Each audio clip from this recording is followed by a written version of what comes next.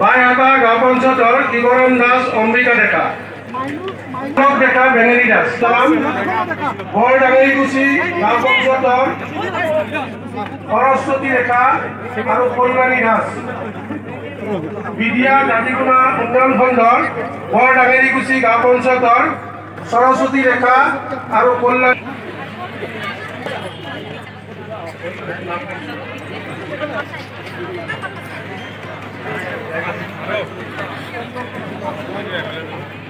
সব পঞ্চায়তৰ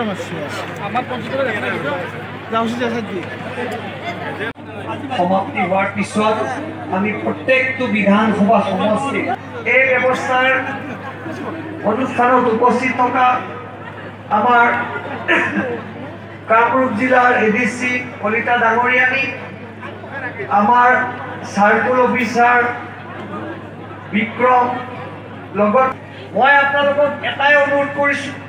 আজি বহুতে ভাবিব পাৰে যে আমি ইয়াত দুগৰাকী পৰিয়ালক দিলোঁ বা ব্যক্তিক দিলোঁ, বাকীবিলাক কিয় নিদিলোঁ?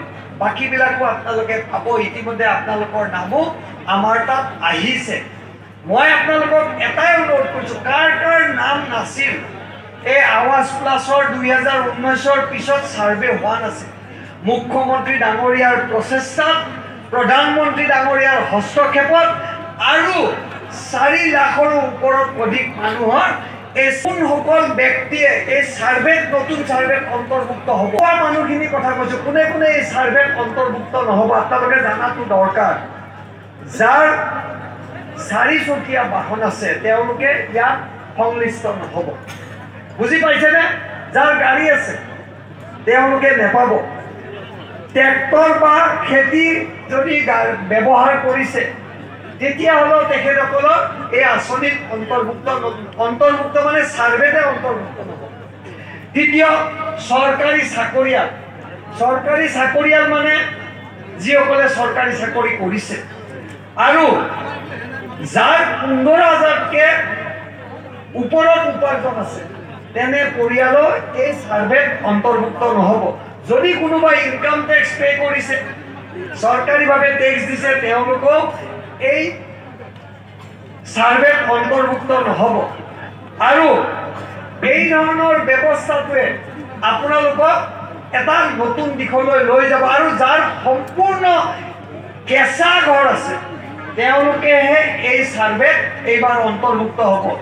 মই আপোনালোকক কিয় এইখিনি কথা জনাইছোঁ, মুখ্যমন্ত্ৰী আপোনালোকক বিতংভাৱে গোটেই কথাখিনি বুজাই দিলে। কোনোবাই PMY ঘৰ পাব, কোনোবাই অৰুণোদয় আঁচনি পাব, কোনোবাই মহিলা উদ্যমিতা আঁচনিৰো কথা প্ৰকাশ কৰিলে। প্ৰত্যেকটো সমষ্টিত আমি 15 দিনৰ মূৰে মূৰে বা এমাহৰ মূৰে মূৰে নিৰ্বাচনৰ শেষ মুহূৰ্তলৈকে আমি এই আঁচনিবিলাকত আমি সম্পূৰ্ণ কৰিম। কোনোবাই মুখ্যমন্ত্ৰী CM ত্ৰিপুলে পাব। এই ধৰণৰ ব্যৱস্থাই গোটেই অসমখনক নতুন দিশলৈ লৈ যোৱাৰ ক্ষেত্ৰত এক বিশেষ ভূমিকা গ্ৰহণ কৰিছে। যে মুখ্যমন্ত্ৰী ডাঙৰীয়া অলপ আগতে এটা ভাল কথা কৈছে, আমি গাঁৱলৈ গ'লে আমাক কয় যে আমাৰ ঘৰৰ নামটো কাটি দিলে। আচলতে কাৰো নাম কটা নাই, পৰ্যায়ক্ৰমে সকলোৰে নাম আহি আছে। যোৱাবাৰ যি 4 লাখে ভাবিছিল আমাৰ নাম কাটিছে, এইবাৰে 4 লাখে অন্তৰ্ভুক্ত হ'ব, অহাবাৰ আৰু 4 লাখ হ'ব। এনেকৈ প্ৰত্যেক বছৰে বছৰে প্ৰধানমন্ত্ৰীয়ে কোৱাৰ দৰে, মুখ্যমন্ত্ৰীয়ে কোৱাৰ দৰে অসমত কেঁচা ঘৰ এটা সময়ত নোহোৱা হয়, সম্পূৰ্ণ পকা ঘৰলৈকে চৰকাৰীভাৱে পোৱাৰ এক ব্যৱস্থা হ'ব। মই ভাবোঁ আপোনালোকে নিশ্চয় এই কথাটোক অনুধাৱন কৰিব পাৰিছে। আৰু এটা কথা আপোনালোকক আমি কৈছোঁ, এই যিসকলে ঘৰ নাম আহিছে, আমাৰ পঞ্চায়তৰ বা আমাৰ বিষয়াই, পঞ্চায়ত বিষয়াই আপোনালোকক ক'ব পাৰে যে আপোনালোকৰ ঘৰৰ নামটো আহিছে, মই নামটো কাটিম, মোক যদি কিবা ব্যৱস্থা কৰে মই কৰি দিম, আপোনালোকে মুঠে ভুল নাজানে। কোনো এজন ব্যক্তিক, চৰকাৰী ব্যক্তিক যাতে আপোনালোকে এপইচাও নিদিয়ে, এইটো কিন্তু আপোনালোকক আমি সতৰ্কতা কৰি দিছোঁ। কাৰণ পইচা দিয়াটোও গণ্ডগোল আৰু পইচা লোৱাটোও সমানে গণ্ডগোল, বুজি পাইছেনে কথাটো? মুখ্যমন্ত্ৰী সেইকাৰণে আপোনালোকক কৈছে। আৰু এটা হোৱাটছএপ নম্বৰ মুখ্যমন্ত্ৰী ডাঙৰীয়াই দিব। আৰু আমাৰো বিধায়কক আপোনালোকে যদি কোনোবাই এনেকুৱা ব্যক্তি সোধে, আমাক কোন পৰ্যায়কে আপোনালোকে যোগাযোগ কৰিব পাৰিব। আজি মই আপোনালোকক এই কথাখিনি এইকাৰণেই কৈছোঁ যে এই পিএমআই ঘৰৰ ক্ষেত্ৰত আমি বহু দিনৰ পৰা এনেকুৱা অভিযোগ আমি পাই থাকোঁ, যাতে এই অভিযোগখিনিক আপোনালোকে লাই নিদিয়ে, আপোনালোকে ভয় দেখাব। কোনোবা যদি ব্যক্তিয়ে যদি আপোনাৰ ঘৰটো কাটি দিম বুলি কৈছে, আপোনালোকে মুঠেই ভয় দেখাব। যদি আপোনাৰ কেঁচা ঘৰ আছে 100%, কোনো আপোনাৰ যদি নাম আছে সাৰ্ভেত লিষ্টত, যদি নাম আছে, ভগৱানৰ বাহিৰে আপোনালোকে কোনো এই নাম কাটিব নোৱাৰে। সেইটো একেবাৰে আপোনালোকে নিশ্চিত থাকক। বহুত গণ্ডগোল হ'ব। যদি আপোনালোকে কেঁচা ঘৰ আপোনালোকৰ সাৰ্ভেত নাম আছিল, আপোনালোকে বন্ধন বেংকৰ লোন বা কোনোবা ছোৱালীক দেউতাকে টকা দি ঘৰটো বনাই পেলাইছে, সেইটো ঘৰত কিন্তু এটা প্ৰশ্নবোধক হৈ থাকিব। এতিয়া মানুহে আফচোচ কৰিব, কিয় মই ঘৰটো বনাইছিলোঁ। কাৰণ চৰকাৰী ঘৰটো আপোনাৰ আছিলে, আপুনি সেই পইচা দি যদি ঘৰ বনায়, তেতিয়া কিন্তু প্ৰশ্নবোধকৰ এটা প্ৰশ্ন আহিব। মই কি কৈছোঁ আপোনালোকে নিশ্চয় বুজি পাইছে। সেইকাৰণে নাম সাৰ্ভেত নাম থাকিলে আপোনালোকে অধৈৰ্য নহ'ব। কোনোবাই যদি কয় যে ঠিক আছে মই ঘৰটো বনালোঁ, মোক ঘৰটো নালাগে, তেতিয়া পিছৰজন ব্যক্তিহে ক'ব, তেওঁক আকৌ তলৰ পৰা আনি ওপৰত দিব নোৱাৰিব, চিৰিয়েলি আহি থাকিব। তাৰমানে মোৰ যদি 10 নম্বৰত নাম আছে, মই 10 নম্বৰতে পাম, কিন্তু কাৰোবাৰ যদি 20ত নাম আছে, তেওঁ 9 নম্বৰত এই নামটো সোমোৱাব ভগৱানৰ বাহিৰে কোনো নোৱাৰে। মই আপোনালোকক ক'লে সেইকাৰণে এনেধৰণৰ কথাত আপোনালোকে ভুল নাযাব।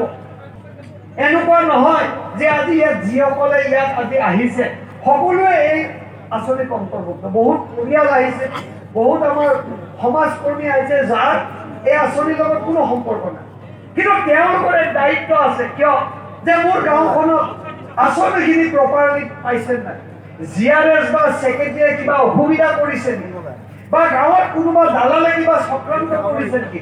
সেইকাৰণে এই মঞ্চত থকা ব্যক্তিসকল, লগতে মঞ্চৰ বাহিৰত যিসকল আমাৰ ভাৰত, তেওঁলোকক এক দায়িত্ব আজি আমি দিছোঁ যে আঁচনিটো যাতে প্ৰপাৰলি গাঁৱৰ দুখীয়া মানুহে, কেঁচা ঘৰ থকা মানুহে পাইছে নে নাই, তাৰো পৰীক্ষণ আৰু নিৰীক্ষণ আপোনালোকক আজি আমি ৰাজহুৱাভাৱে দায়িত্ব অৰ্পণ কৰিলোঁ।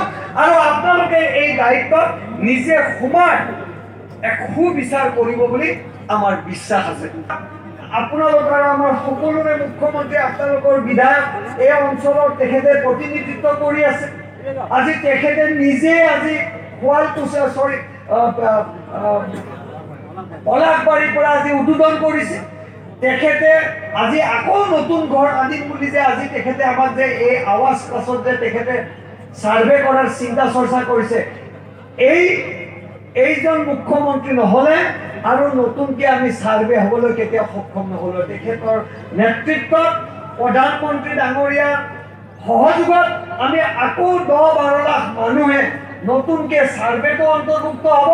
আৰু অনাগত দিনত আমি এই আঁচনিত আপোনালোক সকলো অন্তৰ্ভুক্ত হ'ব বুলি মই পুনৰবাৰ জিলা প্ৰশাসনক, আমাৰ 3জন বিষয়াসকলক, লগতে দলীয় সতীৰ্থসকলক আৰু লগতে সাংবাদিক বন্ধুসকলক ধন্যবাদ জনাইছোঁ যে আজি কাৰ্যসূচীটো আপোনালোকে খুব সুন্দৰকৈ প্ৰচাৰ কৰিব। আপোনালোকে দেখিছে যে আমাৰ চৰকাৰৰ দিনত ৰাজহুৱাভাৱে আঁচনি বিতৰণ কৰিছিল, কংগ্ৰেছৰ দিনত এই ব্যৱস্থা নাছিল।